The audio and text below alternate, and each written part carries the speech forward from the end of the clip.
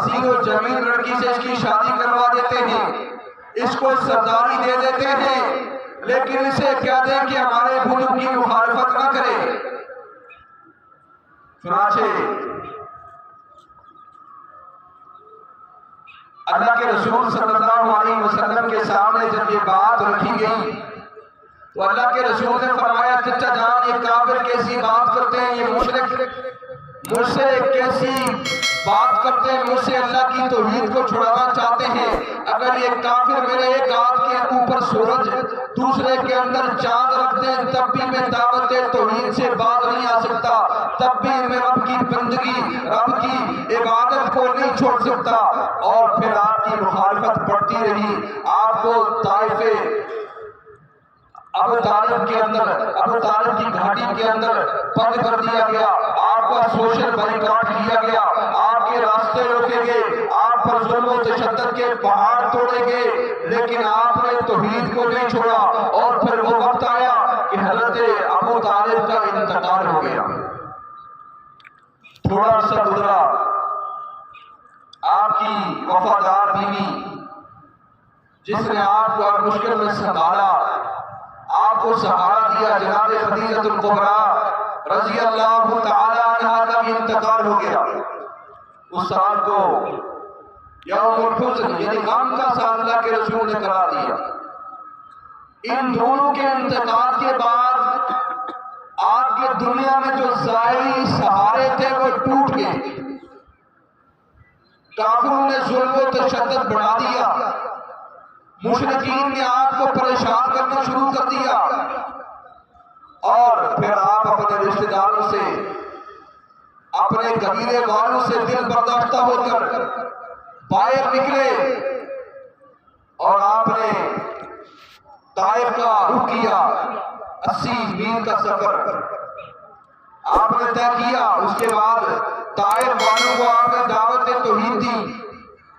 ان تینوں بھائیوں نے تفصیلات کے اندر نہیں جانا چاہتا، وہ تینوں جو قبائل تھے طائف کے اندر رہتے تھے، 3 بھائی تھے، ان کے قبیلے تھے، آپ آگے تینوں نے مخالفت کر دی۔ اور پھر جب آپ واپس نکلے آپ کو بیٹھنے بھی نہیں دیا، آپ پر پتھروں کی بارش کر دی۔ روایات کے اندر آتا ہے آپ پر اتنے پتھر برسائے کہ آپ کے جسم سے خون نکل کر پاؤں تک چلا گیا، نالین مبارک لہو سے تر ہو گئے۔ اور اللہ کے رسول نے اس کی حالت میں ہاتھ اٹھائے، دعا کی اللہ آپ مجھ سے ناراض ہو گئے ہیں کہ آپ نے مجھ کو ایسے لوگوں کے حوالے کر دیا جو مجھ پر ظلم کرتے ہیں۔ اور پھر اللہ نے فرشتوں کو اتارا، وہ اللہ کے رسول صلی اللہ علیہ وسلم کے سامنے آئے، عرض کیا اللہ کے رسول آپ حکم دیں ان 2 پتھروں کو ملا کر ان ظالموں کو تہس نہس کر دیا جائے، انہوں نے آپ کو پریشان کیا ہے، آپ کو غم دیا ہے، آپ کو دکھ دیا ہے۔ تو اللہ کے رسول وما ارسلناک الا رحمۃ للعالمین کا مصداق تھے، آپ نے بددعا نہیں کی، آپ نے فرشتوں کو اجازت نہیں دی، ہاتھ اٹھائے اللہم اہد قومی فانہم لا یعلمون، اللہ اس قوم کو ہدایت دے دے، یہ نہیں جانتے میں کون ہوں۔ کہا فرشتوں ان کو عذاب نہیں دینا، شاید یہ نہیں تو ان کی نسلیں اسلام قبول کر لیں۔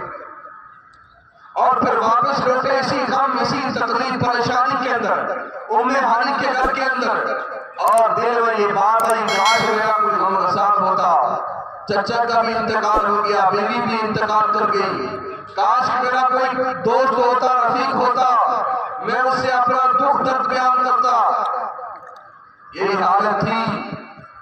اللہ کے رسول صلی اللہ علیہ وسلم ام ہانی کے گھر سوئے ہوئے تھے، جبرائیل امین تشریف لائے، آپ کو اٹھایا، آپ کے تلووں پر بوسہ دیا، جبرائیل امین نے، آپ بیدار ہوئے، اور پھر جبرائیل امین نے فرمایا اللہ کے رسول اللہ آپ کو سلام کہہ رہے ہیں، اور اللہ آپ کو آپ کی اپنی طرف بلا رہے ہیں، اور کہہ رہے ہیں، آپ کو دعوت دے رہے ہیں کہ ہم آپ کی ملاقات کے مشتاق ہیں، ہم آپ سے ملنا چاہتے ہیں محبوب پیغمبر، ہم آپ کو تسلی دینا چاہتے ہیں، ہم آپ کے دکھ کو، آپ کے غم کو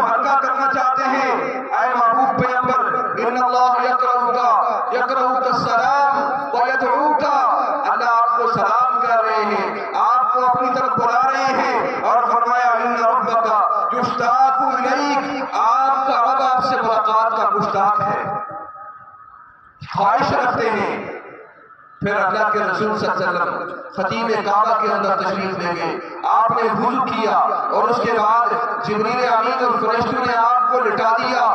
آپ کا شق صدر کیا, آپ کے قلب اطہر کو باہر نکالا, اس کو آب زمزم سے دھویا اور تجلیات ان کے رب کا دیدار کرنا تھا, آسمانوں کا سفر تھا.